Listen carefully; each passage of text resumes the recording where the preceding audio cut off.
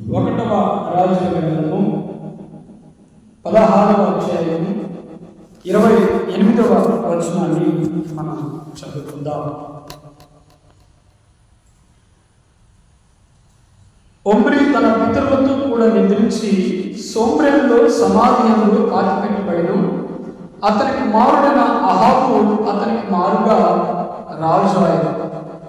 యూదా రాజైన ఆషా ఏలుబడిలో 38వ సంవత్సరమ ఒమ్రీ కుమారుడైన అహాబు ఇశ్రాయేలు వారికి రాజై సోమ్రేలో ఇశ్రాయేలు వారిని 22 సంవత్సరములు ఏలింది. ఒమ్రీ కుమారుడైన అహాబు తన పూర్వీకులందరినీ మించినంతగా యెహోవా దృష్టికి చెడుతనము చేసేది. హల్లెలూయా. చదువుతున్నటువంటి ఈ లేఖనంలో మనం చూస్తూ ఉన్నాం, ఒమ్రీ కుమారుడైనటువంటి అహాబు అనేటువంటి ఒక వ్యక్తి ఉన్నాడు. ఇక్కడ మనము పరిశుద్ధ గ్రంథంలోని పాత నిబంధనల గ్రంథంలో మనం చూస్తే రాజుల గ్రంథములు 2 ఉంటాయి. 1వ రాజుల గ్రంథము, 2వ రాజుల గ్రంథము. అలాగే దినవృత్తాంతాలు, 1వ దినవృత్తాంతాలు, 2వ దినవృత్తాంతాలు అనేటువంటివి 2 గ్రంథాలు ఉంటాయి. ఈ రాజుల గ్రంథాలు కూడా 2 ఉంటాయి. ఈ రాజుల గ్రంథాలలో అందరూ రాజుల గురించి రాయబడింది. ఇందులో దినవృత్తాంతాల గ్రంథంలో కూడా రాజుల గురించి రాయబడింది. ఈ ఒమ్రీ అనేటువంటి అతను ఇశ్రాయేలుకు రాజుగా ఉన్నాడు. అతను చనిపోయిన తర్వాత ఇశ్రాయేలులకు రాజుగా అహాబు వచ్చాడు. అహాబు అనేటువంటి ఆయన ఇశ్రాయేలును పరిపాలన చేయటకు దేవుడు ఆయన రాజుగా నియమించాడు. అయితే ఈయన 22 సంవత్సరాలు ఇజ్రాయెల్ దేశాన్ని పరిపాలన చేశారు. ఇక్కడ మనం తెలుసుకోవాల్సింది ఏంటి అంటే, యూదా దేశము వేరే ఉన్నది, అప్పుడు ఇజ్రాయెల్ దేశము వేరే ఉన్నది. ఈ 2 లోతుగా వెళ్తే మనం చాలా హిస్టరీ మాట్లాడుకోవాలి కనుక లోతుగా వెళ్ళట్లేదు. 2 ఉన్నాయి, యూదా దేశము అలాగే ఇజ్రాయెల్ దేశం అనేటువంటివి 2 ఉన్నాయి. ఇజ్రాయెల్ దేశాన్ని పరిపాలన చేయటకు ఎవరు నియమించబడ్డారంటే ఒమ్రీ కుమారుడైన అహాబు నియమింపబడ్డారు. ఈ అహాబుని గురించి ఇక్కడ ముందే చెప్తూ ఉన్నాడు. ఏమని చెప్తూ ఉన్నాడంటే, అహాబు తన పితరులందరికంటే అందరినీ మించినంతగా, తన పూర్వీకులందరినీ మించినంతగా యెహోవా దృష్టికి, అంటే దేవుని దృష్టికి చెడుతనము చేశాడు. ఏం చేశాడట? చెడుతనం చేశాడు. రాజు అయినటువంటి వాడిని మరి ప్రజల్ని పరిపాలించడానికి అధికారంలో వారిని పెడితే, మరి ప్రజల యొక్క బాగోగులను చూసుకోవటానికి, ప్రజలందరి గురించి విచారణ చేయటకు అహాబుని మరి ఇజ్రాయెల్ దేశానికి రాజుగా నియమిస్తే ఈయన ఏం చేశాడట? చెడుతనము చేశాడట. పూర్వీకులందరినీ మించినంతగా, అంటే ఇజ్రాయెల్ దేశాన్ని అప్పటి వరకు పరిపాలన చేసినటువంటి రాజులందరికంటే అధిక పాపము, అధిక చెడుతనము ఎవరు చేశారంటే అహాబు అనేటువంటి వ్యక్తి చేశాడు. అహాబు అనేటువంటి రాజు చేశాడనమాట. ఈ అహాబుని గురించి మరి మనము కొద్ది నిమిషాలు మనం మాట్లాడుకుందాం. అహాబు అనేటువంటి ఈయన ఒమ్రీ కుమారుడు అని మనం చెప్పుకున్నాం కదా. ఈయన ఇంతలా చెడిపోవటానికి కారణం ఏంటి అంటే, ఆయన భార్య అయినటువంటి యెజబెలు. ఈయన భార్య ఉంది ఏంటి, ఆ భార్య పేరు ఏంటి అంటే యెజబెలు అనేటువంటి ఆమె. ఈమె అహాబైతే చెడుతనం జరిగించి ఏం చేశాడంటే దేవుని దృష్టికి చెడ్డవాడైపోయాడు. యెజబెలుని పెళ్లి చేసుకున్న తర్వాత ఇంకా చెడిపోయాడు. భార్య వచ్చిన తర్వాత జీవితంలో అతని దగ్గరికి భార్య వచ్చిన తర్వాత యెజబెలు అనేటువంటి స్త్రీ అతని జీవితంలోకి వచ్చింది. ఆమె వచ్చిన తరువాత ఈయన పూర్తిగా ఏమైపోయాడట, చెడుతనమును అనుసరించేటువంటి వాడిగా ఉండిపోయాడు, పాపాన్ని హత్తుకున్నాడు అనమాట. ఈయన జీవితంలో దేవునికి వ్యతిరేకంగా నడిచాడే తప్ప దేవునికి అనుకూలంగా నడిచినటువంటి సందర్భాలు ఎక్కడ కూడా మనకు కనిపించవు. 16వ అధ్యాయము, 17వ అధ్యాయము, 18, 19, 20, 21 అధ్యాయాలు కనుక మనం చూస్తే అహాబు దేవునికి అనుకూలంగా నడిచినటువంటి సందర్భాలు లేవు. దేవునికి వ్యతిరేకంగా దేవుడు చెయ్యొద్దు అనేటువంటి పనిని చేసి నడిచినటువంటి సందర్భాలే ఎక్కువగా పరిశుద్ధ గ్రంథంలో మనకు కనిపిస్తూ ఉంటాయి. ఈయన యెజబెలుని పెళ్లి చేసుకున్నాడు. పెళ్లి చేసుకున్న తర్వాత పూర్తిగా ఇంకా చెడిపోవటం, ఇంకా పాపాన్ని హత్తుకోవటం, ఆ ఇజ్రాయేల్ దేశాన్ని పూర్తిగా నాశనము చేయటం, తప్పుదావ పట్టించటం, ఆధ్యాత్మిక జీవితం అనేటువంటిది లేకపోవటం, న్యాయం అనేటువంటిది లేకపోవటం, అక్రమము అనేటువంటిది బహుగా పెరిగిపోవటం అనేటువంటిది మనం ఆ అధ్యాయాలలో చూస్తాం. ఆ 16, 17, 18, 19, 20, 21 అధ్యాయాలలో ఇశ్రాయేలు దేశాన్ని అహాబు ఏలటానికి నియమించగా అతను ఎలాగున నాశనం చేశాడు, ప్రజల్ని ఎలాగున తప్పుదోవ పట్టించాడు అనేటువంటివి మనం చూడొచ్చు అనమాట ఆ అధ్యాయాలలో. ఈయన పరిపాలన చేస్తూ ఉన్నప్పుడు అక్రమం అనేటువంటిది పెరిగిపోయింది. ఈయన పరిపాలన చేస్తూ ఉన్నప్పుడు దైవజనులు అనేటువంటి వారు బ్రతకటం కష్టమైపోయింది. ఈయన పరిపాలన చేస్తూ ఉన్నప్పుడు అధర్మము రాజ్యం వెళ్తుంది అన్నమాట. అక్కడ ఈయన వలన, ఈయన భార్య వలన, యెజబెలు వలన. యెజబెలు అనేటువంటి స్త్రీ పెళ్లి చేసుకున్న తర్వాత ఆయన బహుగా దుర్మార్గుడైపోయాడు. మూర్ఖత్వంతో అంతయు కూడా ఆ రాజ్యానికి ఉన్నటువంటి సంస్కృతి, ఆ రాజ్యానికి ఉన్నటువంటి మరి అది ఏదైతే ఉన్నాయో అవన్నీ, ఆ విలువలన్నీ కూడా భ్రష్టు పట్టించడం ప్రారంభించాలన్నమాట. హల్లెలూయా. అలాగే చేస్తూ అక్రమాన్ని చేస్తూ ముందుకు నడుస్తూ ఉన్నారు అహాబు అనేటువంటి వ్యక్తి. ఈయన 4 విషయాలు, మరి 4 భయంకరమైనటువంటి పాపాలు చేశాడు. మనం చూద్దాం. చెడుతనము ఒకటి ఆయన చేశాడు. ఒకటవది ఏంటి అంటే చెడుతనమును చేశాడు. రెండవది ఏంటి అంటే దేశాన్ని తప్పుదో పట్టించాడు అనమాట. మూడవది శాప పట్టణానికి పునాది వేశాడు. అంటే యెరికో పట్టణమును దేవుడు ఏం చేశాడంటే శపించాడు. ఎప్పుడు యెహోషువ గ్రంథంలో మనం చూస్తాం.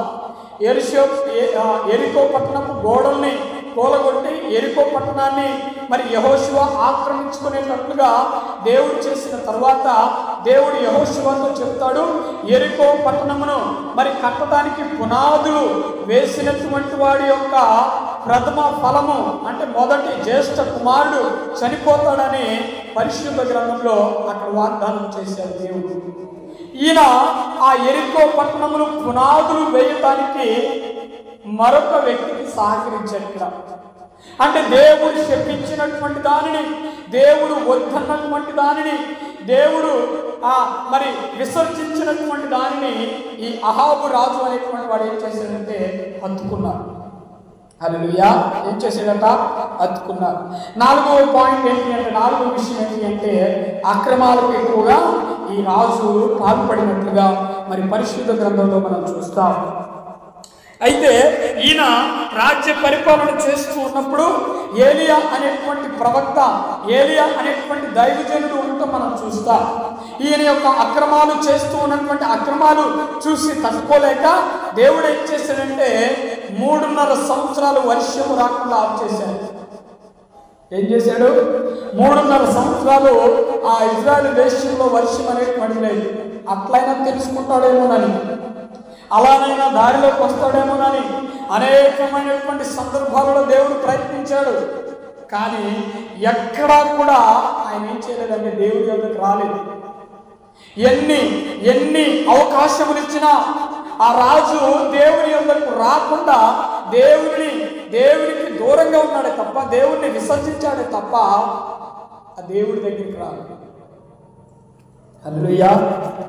ఈయన వలన దేశం మొత్తం కూడా ఏమైపోయిందట, కరువు పాలైపోయింది. కరువు సంభవించింది దేశంలో. 3.5 సంవత్సరాలు వర్షములు పురోగతి ఎట్లా ఉంటుంది, కరువు వస్తుంది. భయంకరమైనటువంటి కరువు వచ్చింది ఆ దేశంలో. ఎవరి వలన? అహాబు అనేటువంటి వ్యక్తి వలన. హల్లెలూయా. ఈయన అంతగా చెడు నడత నడిచి, అంతగా దేవునికి విరుద్ధమైనటువంటి పనులు చేసి, వ్యతిరేకమైనటువంటి పనులు చేసి, అంతగా మరి దేవునికి దూరంగా ఉన్నాడు. దేవునికి దూరంగా ఉన్నాడు.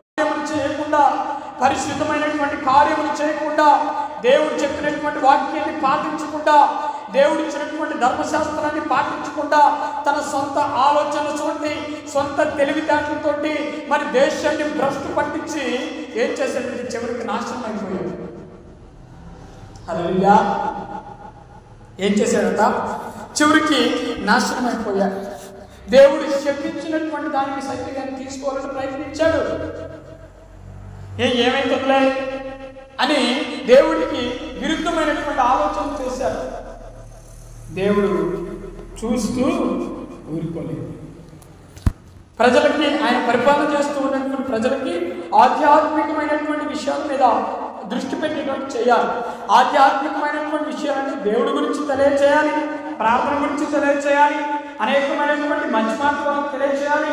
దేవుడి యొక్క ధర్మశాస్త్రాన్ని ప్రజలకు ఎప్పుడు కూడా అందుబాటులో ఉంచేటట్లుగా చేయాలి. దేవుడిచ్చినటువంటి ఆజ్ఞలు ఏవైతే ఉన్నాయో ప్రజలకి అందుబాటులో ఉండేటట్టు చేయాలి. ఇవేవి కూడా అహాబు రాజు చేయలేదు. చేయకుండా విరుద్ధమైనటువంటి నడకను నడిచాడు. ఆయన విరుద్ధమైనటువంటి నడకను నడిచాడు. దేవుడు ఒకవైపు పోతుంటే ఈయన మరోవైపు పావులను ప్రారంభించాడు. అనేకమైనటువంటి రకాలుగా వెళ్ళిపోతూ ఉన్నాడు. ఏం చేస్తున్నాడు ఈయనకి అర్థం కావట్లేదు. హల్లెలూయా. ఏం చేస్తున్నారట అర్థం కావట్లేదు, ఆయనకే అర్థం కావట్లేదు. ఈ రోజుల్లో కనుక మనం చూసుకుంటే అనేక మంది మరి దేవుడిని విడిచిపెట్టి తిరుగుతూ ఉన్నారు. అనేక మంది అక్రమాలకు పాల్పడుతూ ఉన్నారు. అనేక మంది పాపములు చేయటకు ఎక్కువగా ఇష్టపడుతూ ఉన్నారు.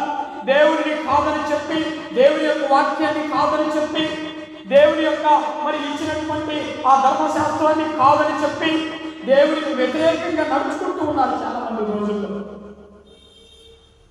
వారికి బాగా ఉంటుంది. మొదట్లో పాపం అనేటువంటిది తీయగా ఉంటుంది. పాపం అనేటువంటిది మనిషిని ఆకర్షిస్తూ ఉన్నది. లోకం అనేటువంటిది మనిషిని మరి ఏం చేస్తుందంటే బానిస చేసుకొని ఆడించిన తరువాత ఆ పాపానికి వచ్చేటువంటి ఫలితం ఏంటి అంటే చివరికి నాశనం వస్తుంది. రోమపత్రికలో చెప్పారు, యాకోబు పత్రికలో చెప్పారు, పాపము గర్భము ధరించి ఏం కంటుందట? ఏం కంటుంది? దురాశ గర్భమును ధరించి పాపమును కనుక పాపము పరిపక్వమై ఏం కలుగుతుంది? మరణం అనేటువంటిది కలుగుతుంది. హల్లెలూయా. ఈ రోజుల్లో కనుక మనం చూసుకుంటే ఎక్కడ చూసినప్పుడు ఏముందట? అక్రమం ఉంది. క్రమం అనేటువంటిది ఎవరిలో కూడా లేదు. ఏముంది? అక్రమము. అక్రమము ఎక్కువైపోతుంది ఈ రోజుల్లో. అన్యాయం అనేటువంటిది ఎక్కువైపోతూ ఉన్నది. దేవుని వాక్యం అనేటువంటిది ఎక్కడ కూడా కనిపించట్లేదు. ఏ మనిషిలో కూడా కనిపించట్లేదు. దేవుని యొక్క ధర్మశాస్త్రాన్ని ఎవడైనా చదువుకున్నాడా అని దేవుడు ఆకాశం నుంచి తొంగి చూస్తూ ఉన్నాడు. కానీ ఎవడు కూడా దేవుని వాక్యాన్ని చదవట్లేదు, పట్టించుకోవట్లేదు అసలు దేవుని యొక్క వాక్యాన్ని. ఏమైపోతున్నారు? పెడదవ పట్టిపోతూ ఉన్నారు. మంచిని తీసుకోవడానికి ఎవరైనా ముందుకు వస్తారేమో, మంచిని చేయడానికి ఎవరైనా ముందుకు వస్తారేమో అని దేవుడు ఆకాశం అందు చూస్తూ ఉన్నాడు. ఎవడు కూడా ముందుకు రావట్లేదు. అక్రమము చేయటానికి, చెడుతనము చేయటానికి ఎక్కువగా వెళ్తూ ఉన్నారు తప్ప దేవుని వాక్యాన్ని అనుసరించడానికి ఎవరు కూడా ముందుకు రావట్లేదు. హల్లెలూయా. అలాగన ఈ రోజుల్లో ఉంటూ ఉన్నారు. వంచనమైనటువంటి ప్రవర్తన కలిగి ఉంటూ ఉన్నారు. మోసపూరితమైనటువంటి ప్రవర్తన కలిగి ఉంటూ ఉన్నారు. మరి మోసపూరితమైనటువంటి స్వభావంతో అనేకుల్ని మోసము చేస్తూ ఉన్నారు. మరి అనేకమైనటువంటి రకాలుగా మనుషుల్ని దోచుకుంటున్నారు కొంతమంది. అనేకమైనటువంటి విధాలుగా మాటల చేత కానీ ప్రవర్తన చేత కానీ దోచుకుంటూ ఉన్నారు. ఇదంతా కూడా ఏమైపోతుందట, ఎక్కువైపోతూ ఉన్నది. దేవుడు అసహించుకునేటువంటి విధంగా ఇప్పుడున్నటువంటి ప్రజలు, లోకం అనేటువంటి తయారైపోయింది. ఎవరు ఏం చేస్తున్నారో కూడా అర్థం కాకుండా వెళ్ళిపోతూ ఉన్నారు. నేను ఏం చేస్తూ ఉన్నాను అని ఒక క్షణం ఆగి ఆలోచన చేస్తూ ఉన్నారా? లేదు. ఒక క్షణం ఆగిపోయి నేను ఎటువైపు వెళ్తూ ఉన్నాను, నేను చేసేది కరెక్టేనా, నేను చేసేది రైటేనా, ఇది నా జీవితానికి ఉపయోగపడుతుందా, నా జీవితాన్ని రక్షిస్తుందా, యథార్థమైనటువంటి ప్రవర్తన నేను కలిగి ఉండాలి కదా, ఎందుకు నేను ఇటువైపు వెళ్తూ ఉన్నాను, ఎందుకు ఇటువంటి విపరీతమైనటువంటి చెడు ఆలోచనలు నేను ఆలోచిస్తూ ఉన్నాను, ఎందుకు నా జీవితాన్ని నేను ఇలాగున భ్రష్టు పట్టించుకుంటున్నాను, ఎందుకు నా జీవితాన్ని ఈ వైపు నేను నడిపించుకుంటున్నానని ఎవడైనా ఆగి ఆలోచన చేస్తున్నాడా అని దేవుడు ఆకాశం ముందు ఉండి చూస్తున్నాడు తప్ప ఎవడు కూడా ఆలోచన చేయట్లేదు. జీవితాన్ని మార్చుకోవటానికి ఎవడు కూడా ముందుకు రావట్లేదు. హల్లెలూయా. ఏమైపోతున్నారట? భయంకరమైనటువంటి ఆలోచనల చేత ఆ ఇజ్రాయేల్ దేశాన్ని నాశనము చేసినటువంటి అహాబు వలె ఆలోచన చేస్తూ ఉన్నారు ఇప్పుడు అందరూ కూడా. అహాబు కూడా దేశాన్ని నాశనము చేసేటువంటి ఆలోచనలు చేశాడు, దేశాన్ని భ్రష్టు పట్టించాడు. ఇప్పుడు కూడా ఏం చేస్తున్నారు? భ్రష్టు పట్టించేటువంటి వాతావరణాన్ని అందరూ కూడా తీసుకొని వస్తూ ఉన్నారు. కనీసం తల్లిదండ్రుల మాట వినట్లేదు ఎవరు కూడా. తల్లిదండ్రులు చెప్పినటువంటి మాటలు ఎవడైనా వింటున్నాడా అంటే ఎవరు కూడా వినట్లేదు. అంత కూడా ఏమైపోయిందంటే అక్రమము అనేటువంటిది పెరిగిపోయింది ప్రపంచంలో. ఎంతగా పెరిగిపోయిందంటే నాశనానికి వచ్చేంతగా పెరిగిపోయింది. వంచన, మోసం, అక్రమం, ధర్మం అంతా కూడా పెరిగిపోతూ ఉన్నది. ఇదంతా కూడా ఏమవుతుందన్నా చివరికి నాశనం అయిపోతుంది. ఏమవుతుంది? నాశనం అయిపోతుంది. మనిషి యొక్క జీవితం అనేటువంటిది చాలా విలువైనటువంటిది. మనిషి జీవితము ఎంత విలువైనటువంటిదో అని ఎవడైనా తెలుసుకుంటే కనుక దేవుడు వారిని రక్షించి పరలోకానికి తీసుకువెళ్తానని తన వాగ్దానంలో తెలియజేశాడు, మనకి పరిశుద్ధ గ్రంథంలో తెలియజేశాడు. జీవితం యొక్క విలువను ఎవడైనా తెలుసుకుంటున్నాడా? ఎవరు తెలుసుకోవట్లేదు. తన శరీరాన్ని తానే పాడు చేసుకుంటున్నాడు. ఇచ్చినటువంటి జీవితాన్ని, దేవుడు ఇచ్చినటువంటి ఈ మధురమైనటువంటి జీవితాన్ని మరి చెడు అలవాట్లకు బానిసైపోయి, చెడు ఆలోచనలకు బానిసైపోయి తన శరీరాన్ని పాడు చేసుకుంటున్నాడు. ఎదుటి వారి యొక్క శరీరాన్ని కూడా ఏం చేస్తున్నారంట? పాడు చేసుకుంటున్నాడు. అహాబు కూడా ఏం చేశాడు? తనను తాను పాడు చేసుకున్నాడు. ఎదుటి వాళ్ళను కూడా, ఆ దేశంలో ఉన్నటువంటి ప్రజలను కూడా అహాబు పాడు చేశాడు. ఇప్పుడు కూడా అదే చేస్తున్నారు. వాళ్ళని పాడు చేసుకుంటున్నారు, ఎదుటి వాళ్ళని కూడా పాడు చేస్తున్నారు. హల్లెలూయా. మరొక లేఖనాన్ని మనం చదువుకుందాం. చూడండి, అహాబును గురించినటువంటి మరొక అక్రమమైనటువంటి విషయాన్ని మనం తెలుసుకుందాం. 1వ రాజుల గ్రంథము 21వ అధ్యాయము 1 నుంచి ఇక్కడ 16 వచనాల్లో ఇదంతా కూడా ఉంటుందన్నమాట. ఇది మనం 2 వచనాలు చెప్పుకొని షార్ట్కట్లో చెప్పుకోవడానికి మనం ప్రయత్నిద్దాం. ఈ స్టోరీ అంతా కూడా ఇంటికి వెళ్ళిన తర్వాత మీరు చదువుకోండి. 21వ అధ్యాయము.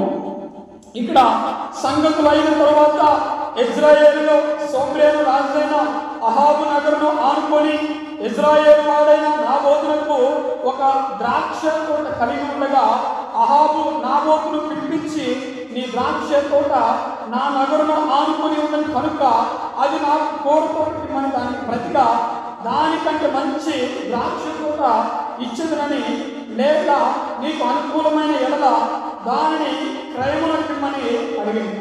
ఇక్కడ మరి నాబోతు అనేటువంటి వ్యక్తి ఉన్నాడు. నాబోతు అనేటువంటి వ్యక్తికి ఒక ద్రాక్ష తోట ఉంది. సుందరమైనటువంటి ద్రాక్ష తోట ఉందన్నమాట. ఈ ద్రాక్ష తోటని అహాబు ఆ రాజనగరుకి ఆనుకునిందనమాట. అంటే సోమ్రోనుకు ఆనుకునింది. అక్కడ ఇజ్రాయేలు నగరుకు సోమ్రోనుకు ఆనుకొని ఈ ద్రాక్ష తోట అనేటువంటిది ఉంది. ఈ ద్రాక్ష తోట మీద అహాబు యొక్క కన్ను పడింది. అహాబు నాబోతుని పిలిపించి, నీ ద్రాక్ష తోట ఉంది కదా, నా నగరకు ఆనుకొని ఉన్నటువంటి నీ ద్రాక్ష తోట ఉంది కదా, అది నాకు ఇవ్వు అని నాబోతుని అడుగుతూ ఉన్నాడు. దానికి ప్రతిగా నీకు ఏదైనా నేను ఇస్తాను, నీవు నాకు అది ఇచ్చేయి అని నాబోతుని అంటే, మరలా నాబోతు ఇంకొక మాట చెప్తూ ఉన్నాడు, నీకు దానికి వెల చెల్లిస్తాను, నేను డబ్బులు ఇచ్చేస్తాను, డబ్బులు ఇచ్చిన తర్వాతనే నీ ద్రాక్ష తోట నాకు ఇవ్వు అని అహాబు నాబోతుతో చెప్పాడు. ద్రాక్ష తోట యజమాని నాబోతుతో చెప్పాడు.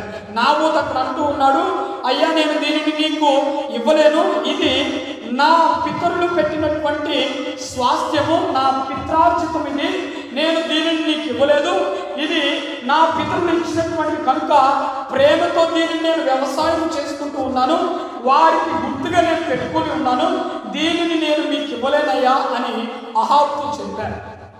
అహాబుతో చెప్పిన తర్వాత అహాబు కోపగించుకొని ఇంటికి వెళ్ళి మౌనంగా ఉండిపోయి అక్కడ ఉంటూ ఉన్నారు. అయితే అతని భార్య అయినటువంటి యెజబెలు ఆయన దగ్గరికి వచ్చింది. రాజుగారి యొక్క నువ్వు మౌనంగా ఉండటమేంటి? ఈ దేశానికి నువ్వు రాజువి, ఎందుకు నువ్వు చింతపడుతూ ఉన్నావు? దిక్కుమాలినటువంటి ద్రాక్ష తోట కోసం నీవు మౌనంగా బాధపడుతూ ఉన్నావా? బయటికి రాకుండా అన్నం తినకుండా ఎందుకు నువ్వు అంతలా బాధపడుతూ ఉన్నావు?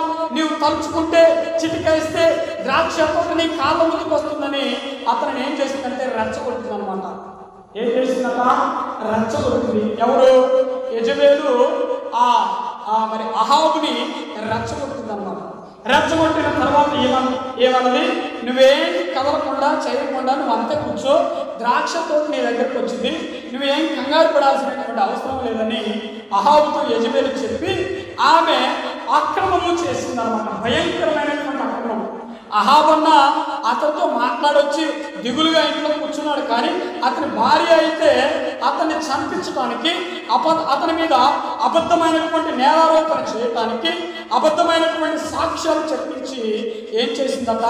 ద్రాక్ష తోటని లాగేసింది. హల్లెలూయా. ఎవరు? దేశానికి, ఇజ్రాయెల్ దేశానికి రాణి, ఇజ్రాయెల్ దేశానికి రాజు. అంటే దేశాన్ని ఏం చేయాలి? బాగు చేయాలి. ప్రజలందరినీ కూడా ఏం చేయాలి? బాగు చేయాలి. ప్రజలందరూ కూడా ఏం చెప్పాలి? న్యాయం చెప్పాలి. న్యాయము జరగనటువంటి చోట వీరు వెళ్ళి ఏం చేయాలంటే న్యాయము తీర్చాలి. కానీ వీళ్ళే ఏం చేస్తున్నారంటే, ఆ యెజబెలు అనేటువంటి రాణి, అహాబు అనేటువంటి రాజు ఏం చేస్తున్నారంటే అన్యాయం చేస్తూ ఉన్నారు. హల్లెలూయా. ఏం చేస్తున్నారట? అన్యాయాన్ని చేస్తూ ఉన్నారు. వెంటనే వెళ్ళింది, అందరిని కూడా మరి అక్కడ ఉన్నటువంటి అక్కడ ఆ గ్రామంలో నివసిస్తూ ఉన్నటువంటి ప్రజలకు చెప్పింది. అక్కడ ఒక ఇద్దరితో మాట్లాడి, మీరు వెళ్ళి అతని మీద నేరారోపణ చేసి అబద్ధమైనటువంటి సాక్ష్యం చెప్పించండి, ఆ ద్రాక్ష తోటని మరి మాకు వచ్చేటట్టు చేయండి అని వారితో చెప్పింది అనమాట. వారితో చెప్పగానే వారు వెళ్ళి అంత కూడా చేసేసిన తర్వాత చూడండి 12వ వచనం, 21వ అధ్యాయము 12వ వచనం నేను చదువుతూ ఉన్నాను. ఎట్లనగా వారు ఉపవాస దినము చాటించి నాబోతును జనుల ఎదుట నిలవబెట్టిరి. జనుల ఎదుట ఏం చేశారట?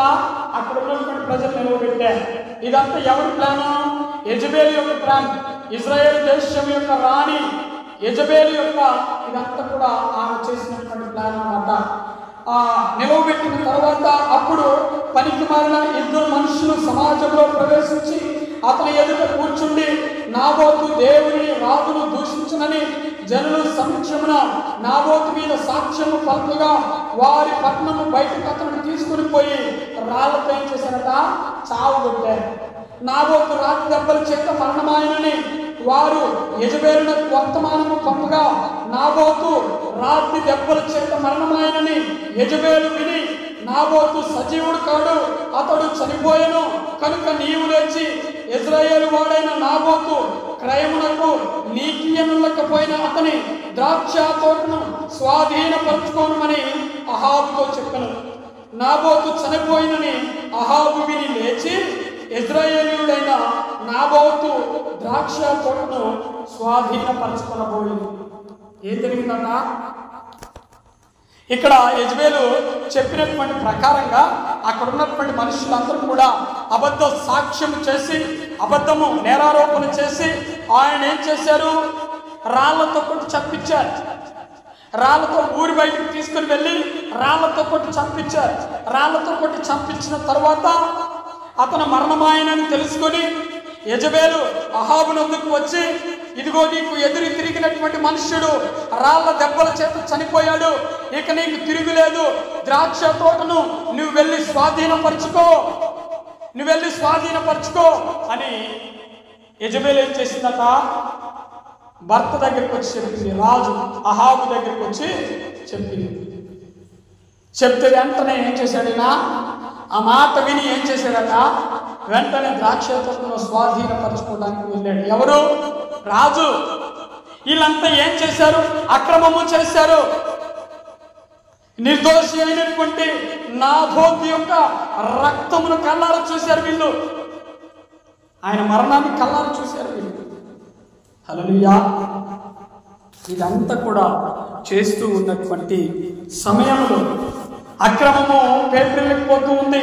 దైవజనులు ఆ దేశంలో బ్రతకడానికి వీలు లేకుండా అనేక మందిని కూడా చంపించేస్తూ ఉందన్నమాట. యెజబెలు అనేటువంటి రాణి ఎక్కడా కూడా న్యాయం అనేటువంటిది చేయకుండా తమకి ఇష్టానుసారమైనటువంటి ప్రవర్తన జరిగిస్తూ ఉన్నారు. అధికారము చేతిలో ఉంది కదా అని, ఇదిగో ప్రజలందరూ గుప్పిట్లో ఉన్నారు కదా అని అంత కూడా ఏం చేయబోయిందంటే అన్యాయం చేసేసింది. మొత్తం కూడా అక్రమం అనేటువంటిది మరి చేసేస్తూ ఉంది. వెంటనే అక్కడ ఉన్నటువంటి దైవజనుడు ఏలియా అనేటువంటి దైవజనుడు వారి యొక్క కాలంలో ఉన్నాడు. వారి యొక్క కాలంలో ఎవరున్నారంటే ఏలియా అనేటువంటి రోషము కలిగినటువంటి ఒక దైవజనుడు అక్కడ ఉన్నాడు. ఆ దైవజనుడు వారికి ఎదురుగా వచ్చి వారితో చెప్తూ ఉన్నాడు. దేవుడు ఏలియాతో చెప్తాడు. ఏలియాతో చెప్పిన తర్వాత నువ్వు వెళ్ళి అహాబును దర్శించి అహాబుతో ఇట్లనము అని చెప్పారు. అప్పుడు యెహోవాకు 17వ వచనం చదువుతున్నాను. 21వ అధ్యాయము 17వ వచనం. అప్పుడు యెహోవాకు తిష్బీయుడైన ఏలియాకు ప్రత్యక్షమై ఇలాగున సెలవిచ్చును, నీవు లేచి సోమ్రేనులో ఉన్న ఇజ్రాయేలు రాజైన అహాబును ఎదుర్కొనటకు బయలుదేరుము. అతడు నాబోతు యొక్క ద్రాక్ష తోటలో ఉన్నాడు. ఆ ద్రాక్ష తోటను స్వాధీనపరుచుకున్నాడు కదా. యెజబెలుతో ద్రాక్ష తోటను అక్రమము చేసి స్వాధీనపరుచుకున్నాడు కదా. మనిషిని చంపివేసి ఎక్కడ ఉన్నాడంటే ఆ తోటలోనే ఉన్నాడు. ఆయన ద్రాక్ష తోటలో ఉన్నాడు. ఆయన దగ్గరకు నువ్వు వెళ్ళి ఇదిగో ఇలాగ చెప్పు, అతడు దానిని స్వాధీనపరుచుకుని పోయాను. నీవు అతడిని చూసి ఇలాగున ప్రకటించుము, యెహోవా సెలవిచ్చినదేమనగా దీనిని స్వాధీనపరుచుకునవలనని నీవు నాబోతును చంపిదేవు కదా. యెహోవా సెలవిచ్చిందేమనగా ఏ స్థలమందు కుక్కలు నాబోతు రక్తమును నాకెను, ఆ స్థలమందే కుక్కలు నీ రక్తమును నిజముగా నాకునని అతనితో. హల్లెలూయా. ఏం చేశాడు? నాబోతుని చంపించాడు. నాబోతుని చంపిస్తే అతని యొక్క రక్తాన్ని కుక్కలు నాకాయట. ఏంటయ్యి? ఏమి నాకాయట? కుక్కలు అతని యొక్క రక్తాన్ని నాకాయట. అయితే ఈ అహాబు అతని యొక్క ద్రాక్ష తోటను స్వాధీనపరుచుకొని అక్రమముగా స్వాధీనపరుచుకున్న తర్వాత ఇతను ఆ ద్రాక్ష తోటను స్వాధీనపరచుకోవడానికి ద్రాక్ష తోటలకు వెళ్ళాడు. ద్రాక్ష తోటలకు వెళ్తే రోషము కలిగినటువంటి దైవజనుడు ఏలియాకు దేవుడు చెప్పాడు, నేను నీకు సెలవిస్తూ ఉన్నాను, అహాబును ఎదుర్కొని నీవు అహాబుతో చెప్పు, నాబోతుని ఎలాగైతే మీరు చంపారో, నాబోతు యొక్క రక్తాన్ని కుక్కలు ఎలాగైతే నాకాయో, ఇదిగో అక్రమముగా ఈ ద్రాక్ష తోటను స్వాధీనపరుచుకున్నటువంటి నీ రక్తాన్ని కుక్కలు నాకుతాయి, ఆ స్థలమందే కుక్కలు నాకుతాయని ఏలియా అతని దగ్గరికి వెళ్ళి అహాబు దగ్గరికి వెళ్ళి ఏం చేశాడంట? ప్రకటన చేశాడు. హల్లెలూయా. ఏం చేసిండు? ఆయన ఏమైతే చేశాడో తిరిగి మరలా అతని దగ్గరికి అది వచ్చేసింది. ఎంత క్రూరమైనటువంటి ప్రవర్తన చూడండి ఒకసారి. ఈ రోజుల్లో అలాంటి వారి దగ్గర మనుషులను చంపించి స్థలాల కోసము, డబ్బు కోసము మనుషులను చంపించి స్థలాల్ని ఆక్రమించుకునేటువంటి వారు, డబ్బు కోసం మనుషులను చంపించి ఆస్తిని అంతస్తుని ఆక్రమించుకునేటువంటి వారు లేరా ఈ రోజులో? అనేక మంది ఉన్నారు. బంధాలను విడదీసి కుటుంబంలో ప్రేమలు లేకుండా కుటుంబాన్ని నాశనం చేసేటువంటి వారు లేరా ఈ రోజులో? అనేక మంది అక్రమాన్ని నడుచుకుంటూ ఉన్నారు, అక్రమము చేత నడుచుకుంటూ ఉన్నారు. భార్యకు ఒక మాట చెప్పి, భర్తకు ఒక మాట చెప్పి, ఇదిగో కుటుంబాన్ని విడదీసేటువంటి వారు అనేక మంది ఉన్నారు. కుటుంబాన్ని సర్వనాశనం చేసేటువంటి జనులు ఈ రోజుల్లో అనేక మంది ఉన్నారు. పిల్లలకు ఒక మాట చెప్పి, తల్లిదండ్రులకు ఒక మాట చెప్పి, మరి ఆ కుటుంబాన్ని చిన్నాభిన్నం చేసేటువంటి వారు చాలా మంది ఉన్నారు. అలాంటి వారికి దేవుడు ఈరోజు సెలవునిస్తూ ఉన్నాడు. నువ్వు ఏదైతే చేస్తూ ఉన్నావో, నువ్వు ఏదైతే ఈ రోజున ఇస్తూ ఉన్నావో, నువ్వు ఏ మాట అయితే నీ నోటితో పలుకుతూ ఉన్నావో, ఏ ప్రవర్తన అయితే నువ్వు కలిగి ఉండి ఆ కుటుంబాన్ని విడదీస్తూ ఉన్నావో, ఆ కుటుంబాన్ని నాశనం చేస్తూ ఉన్నావో, ఇదిగో అదే నీ వీధికి మరలా రాబోతూ ఉన్నది. అదే నీ వీధికి మరలా రాబోతూ ఉన్నది. దేవుడు సెలవునిస్తూ ఉన్నాడు. మోసపోకుడి, గలతీయులకు రాసినటువంటి పత్రిక 6వ అధ్యాయంలో మనకు ఆ మాట సెలవునిస్తూ ఉన్నాడు దేవుడు. మోసపోకుడి, దేవుడు వెక్కిరింపబడడు, మనుష్యుడు ఏమి ఇత్తునో మరలా అదే పంటకు వస్తాడు.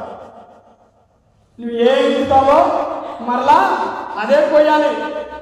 నువ్వు ఏమేమి చేస్తావో మరలా అదే నీ మీదకి దేవుడు రప్పిస్తాడు. హల్లెలూయా. అందుకని చాలా జాగ్రత్తగా ఉండవలసినటువంటి దినాలు ఇవన్నీ కూడా దేవుడు చెప్తూ ఉన్నాడు. సమయమును పోనివ్వక సద్వినియోగం చేసుకోవాలి. ఎందుకు అంటే దినములు చెడ్డవి. ఏంటట? ఈ రోజులంతా ఏంటట? మొత్తం చెడిపోయాయి. దినములు చెడ్డవి కనుకే నువ్వేం చేసుకోవాలి? నీ ప్రవర్తన జాగ్రత్తగా చూసుకోవాలి. అహాబు వలె నువ్వు ఉంటే కనుక నువ్వు ఏదైతే చేస్తూ ఉన్నావో మరలా నీ మీదకి రాబోతున్నది అదంతా కూడా. నువ్వు ఏమైతే నడుచుకుంటూ ఉన్నావో, నువ్వు ఏ విధంగా అయితే ఆలోచన చేస్తూ ఉన్నావో, అక్రమాలు చేస్తూ ఉన్నావో, పాపాన్ని హత్తుకొని బ్రతుకుతూ ఉన్నావో, నీ శరీరాన్ని నువ్వు పాడు చేసుకుంటూ ఉన్నావో మరలా నీ మీదకి రాబోతున్నది అదే. హల్లెలూయా. దేహముతో జరిగించినటువంటి క్రియలు ఏవైతే ఉన్నాయో, శరీరముతో జరిగించినటువంటి క్రియలు ఏవైతే ఉన్నాయో ఆ క్రియలు మరలా నిన్ను తాకబోతూ ఉన్నాయి. అప్పుడు నీ శరీరం తట్టుకోలేదు. నీ శరీరం, నీవు చేసినటువంటి క్రియలు నీ శరీరానికి తాకితే నీ శరీరం ఏమైపోతుందట? ఏమైపోతుంది? పెద్ద దుబ్బగా మారిపోతుంది. ప్రతి ఒక్క అవయవము ఏమైపోతుందట? పాడైపోతుంది. అందుకనే మరి ప్రసంగి గ్రంథంలో ఏం చెప్పాడు? శరీరముతో చేసినటువంటి క్రియలు ఏవైతే ఉన్నాయో మరలా శరీరంతో వాటిని అనుభవించాలి.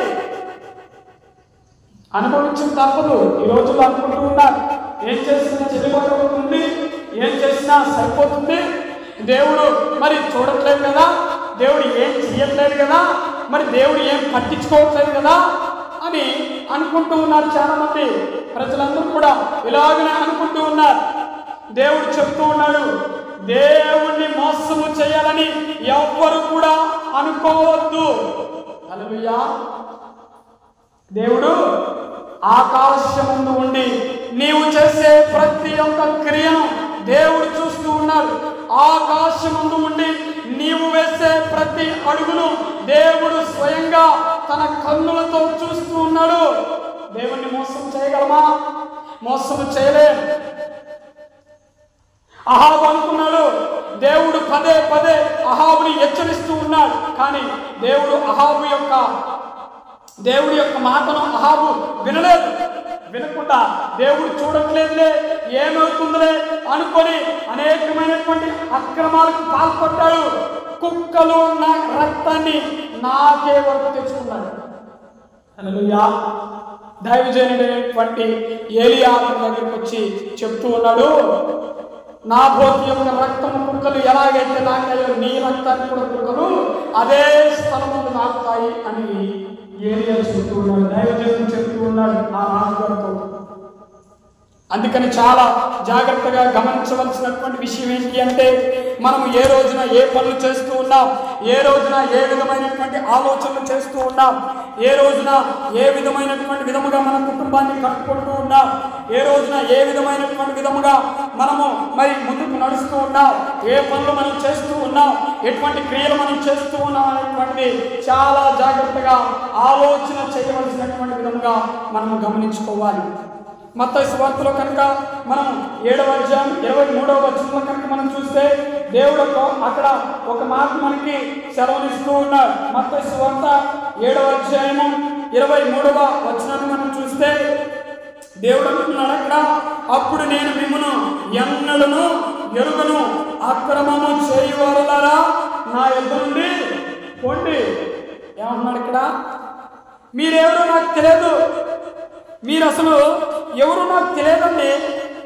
ఎప్పుడు విమర్శ దినమున, తీర్పు దినమున దేవుడు మనతో చెప్పబోయేటువంటి మాటలు ఇవి. భూమి మీద ఉన్నప్పుడు దేవుడు ఎవరో నాకు తెలియదన్నట్టుగా మనం ప్రవర్తించాం. దేవుడి యొక్క వాక్యం ఏంటో నాకు తెలియదన్నట్టుగా మనం ప్రవర్తించాం. కానీ ఒక్కసారిగా దేవుని ఎదుట తీర్పుకి నిలబడినప్పుడు దేవుడు కూడా అంటూ ఉన్నాడు, మీరెవరో నాకు తెలియదు, మీరెవరో నాకు తెలియదు, అక్రమము చేయవారులారా, దౌర్జన్యము చేయవారులారా నా యొద్ద నుండి మీరు వెళ్ళిపోండి. దేవుడు సెలవిస్తూ ఉన్నా, నా దగ్గర నుండి మీరు వెళ్ళిపోండి అంటే ఇక్కడ ఏం చెప్తున్నాడు? దేవుడు చీకొడుతూ ఉన్నాడు. దేవుడే స్వయం ఏం చేస్తున్నాడట? వారిని చీకొడుతూ ఉన్నాడు. ఎక్కడ జరుగుతుంది? పరలోక రాజ్యంలో జరుగుతూ ఉన్నటువంటి విషయం ఇది. భూమి మీద జరిగించినటువంటి ప్రతి క్రియకు కూడా ఏముంటుందట? తీర్పు అనేటువంటిది ఉంటుంది. మోసపోవద్దు. మనము ఏ విత్తనం అయితే భూమిలో నాటుతూ ఉన్నామో అదే విత్తనం పైకి వస్తుంది తప్ప వేరే విత్తనం వస్తుందా? రాదు. ఏ క్రియనైతే మనం భూమి మీద నాటుతూ ఉన్నామో, మన పాదములు ఏమి చేయటానికి పరుగున వెడలిపోతూ ఉన్నాయో, మన పాదములు, మన యొక్క అడుగులు ఎటువైపున వెళుతూ ఉన్నాయో తిరిగి మరలా అవే వెనక్కి వస్తాయి, ముందుకే తెల్లవు. వెళ్ళినంత కాలం వెళ్తాయి, మరలా ఏమొస్తాయి? మరలా వెనక్కి వస్తాయి. హల్లెలూయా. చాలా జాగ్రత్తగా నడవవలసినటువంటి దినాలని దేవుడు చెప్పాడు. భ్రష్టతరం అని దేవుడు అంటూ ఉన్నాడు. మనలందరినీ కూడా దేవుడు ఏమంటున్నాడంటే భ్రష్టతరం అంట. అంటే ఈ తరం పూర్తిగా ఏమైపోయింది? చెడిపోయింది. అక్రమము చేత చెడిపోయింది, దౌర్జన్యము చేత చెడిపోయింది, పూర్తిగా అనేకమైనటువంటి విషయాల్లో చెడిపోయిందని దేవుడు మనల్ని తిడుతూ ఉన్నాడు. హల్లెలూయా. కేవలం తిడుతూ ఉన్నాడంటే తిడుతూ ఉన్నాడు కానీ తీర్పు ఇవ్వట్లేదు. ఇంకా తిట్టిన తర్వాత, హెచ్చరిక చేసిన తర్వాత, ఇదిగో అవకాశాలు ఇచ్చిన తర్వాత దేవుడు ఏం చేస్తాడు? తీర్పునిస్తాడు. తీర్పు ఇచ్చేటప్పుడు మన జీవితం బట్ట బయలుపోతుంది. తీర్పిచ్చేటప్పుడు మన జీవితంలో ఏమవుతుందట? మొత్తం కూడా మనం చేసినటువంటి దానిని దేవుడు తీర్పు తీస్తాడు. అహాబు చేసినటువంటి దానికి రాజ్యాన్ని భ్రష్టు పట్టించేశారు. పితరులు, అంతకుముందు ఉన్నటువంటి పితరులందరికంటే ఆయన ఏం చేశాడు? ఎక్కువ చెడు నడకలు నడిచారు. దేవుడు ఏం చేయొద్దని చెప్పాడో ప్రతిని కూడా చేశారు. అరే బాబు ఇది చేయొద్దురా అంటే వాడు దాన్ని చేశారు.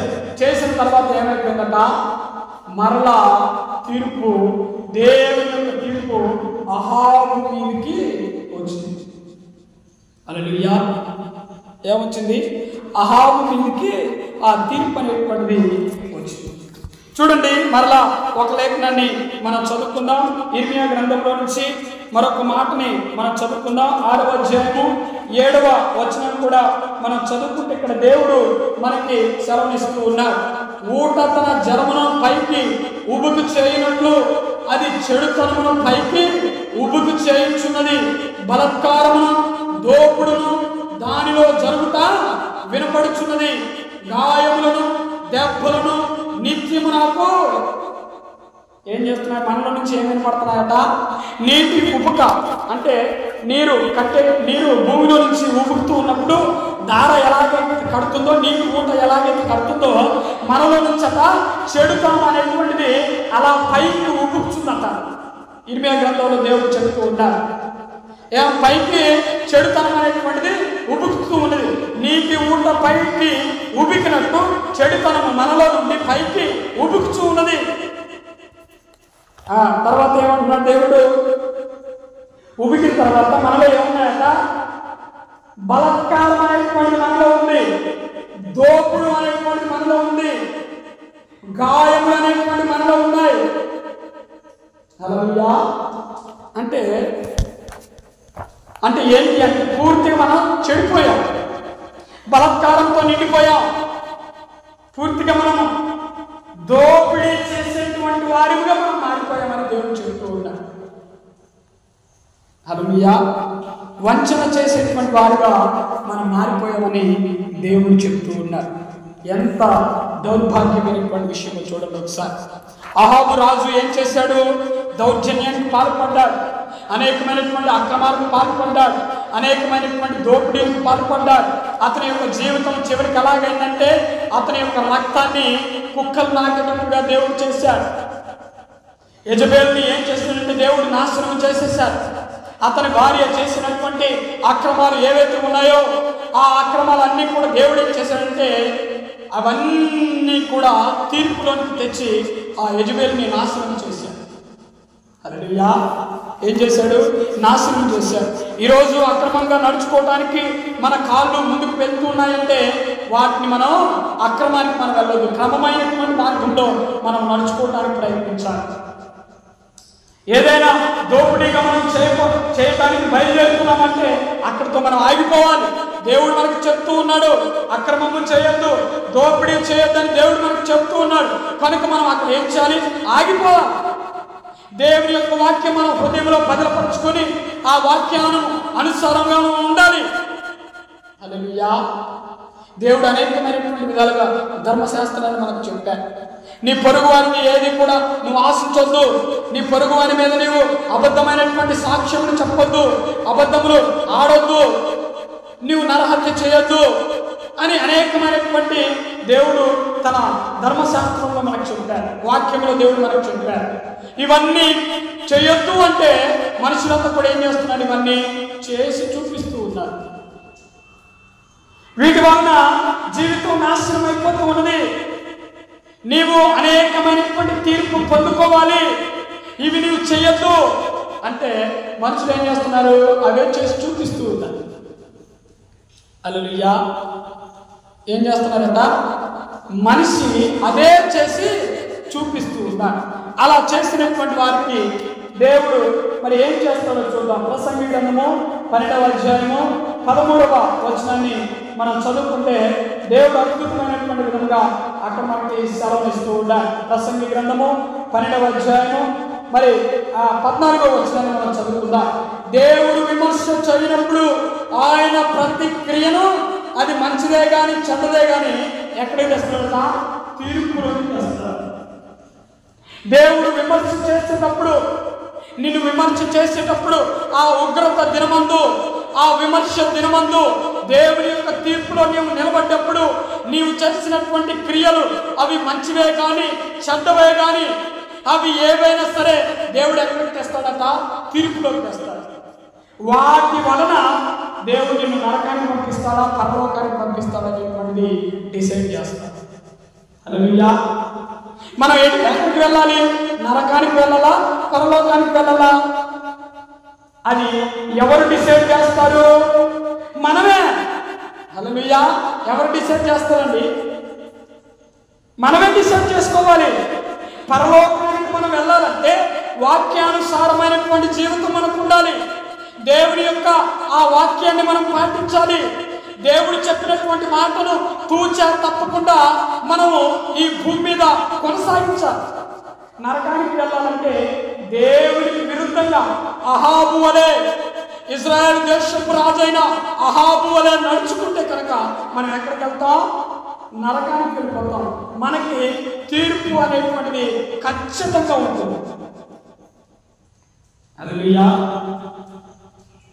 మనం ఎప్పుడు కూడా ఎలాగ ఉండాలి, వాక్యాన్ని అనుసరించేటువంటి వారి వలె మనం ఉండాలి. మనం ఎలా ఉండాలి? వాక్యాన్ని అనుసరిస్తే ఏమైతుందంటే ఆకు వాళ్ళకి తన కాలమందు ఫలించే చెట్టు ఎలా ఉంటుందట? పచ్చగా ఉంటుంది కదా. మనం కూడా వాక్యాన్ని పాటిస్తే అలాగున ఫలించే చెట్టు వలె, ఎప్పుడు కూడా వాడిపోయినటువంటి చెట్టు వలె కాకుండా వాడిపోయినటువంటి అంటే పచ్చగా ఉండేటువంటి చెట్టు వలె, ఎప్పుడు కూడా ఫలించేటువంటి చెట్టు వలె మనం ఉంటాం. అలా ఉండటానికి మనం ఏం చేయాలి? వాక్యాన్ని అనుసరించాలి. చాలా మంది వాక్యాన్ని చదువుతారు, కానీ పాటించడానికి ఎవరు కూడా మనసు పెట్టరు.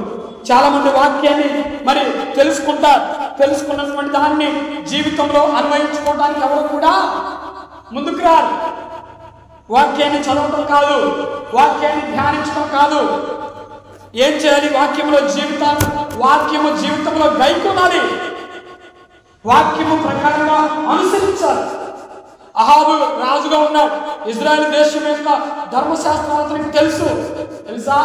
ధర్మశాస్త్రం తెలుసు, వాక్యము తెలుసు, అన్నీ తెలుసు. కానీ ఏం చేయలేదు? పాటించలేదు. ఉగ్రత వచ్చేంత వరకు కూడా ఏం చేశాడు? దేవుడి దగ్గర నుంచి తీర్పు బయలుదేరేంత వరకు కూడా అక్రమాలు చేస్తూ ఉన్నాడు. హల్లెలూయా. వాక్యం తెలుసు, ఏం ప్రయోజనం? తెలిసినటువంటి వాక్యాన్ని ఏం చేయాలి? జీవితంలో అన్వయించుకోవాలి. ఎవరైతే వాక్యానుసారంగా నడుచుకుంటారో వారి యొక్క పాదములకు వాక్యం ఏంటట? దీపమైంది. వాళ్ళ బ్రతుకులో ఏంటట? వెలుగులు నింపుతుంది. హల్లెలూయా. వాక్యము వారి పాదములకు దీపమై వారి బ్రతుకులో ఏమి నింపుతుంది? వెలుగులు నింపుతుంది. వాక్యాన్ని జీవితంలో అన్వయించుకున్నప్పుడు మాత్రమే అలాగే మనం ఉండాలని దేవుని యొక్క వాక్యం సెలవిస్తున్నది. దేవుడు మనకు చెబుతూ ఉన్నాడు. కనుక ఎప్పుడు కూడా మనము అక్రమాలకు పాల్పడేటువంటి వారి వలె కాకుండా, దౌర్జన్యాలకు పాల్పడేటువంటి వారి వలె మనం కాకుండా, మోసపూరితమైనటువంటి మాటలు చెప్పేటువంటి వారి వలె మనం కాకుండా, నిలకడ లేనటువంటి వ్యక్తుల వలె మనం కాకుండా, స్థిరత్వము కలిగినటువంటి దేవుని వలె మనము స్థిరత్వం కలిగినటువంటి దేవుని బిడ్డల వలె మనం ఉండటకు ముందుకు నడవాలి. అలాగే మనం ఎప్పుడైతే ఉంటామో దేవుడు మనల్ని ప్రేమిస్తూ ఉంటాడు. అలాగే ఎప్పుడైతే మనం ఉంటామో దేవుడు మనల్ని ఏం చేస్తాడంట? ఆశీర్వదిస్తూ మనల్ని ముందుకు నడిపిస్తూ ఉంటాడు. ఈ కొద్ది మాటలు ప్రభు మన జీవితంలో ఫలింపజేయునుగాక. ఆమేన్, ఆమేన్.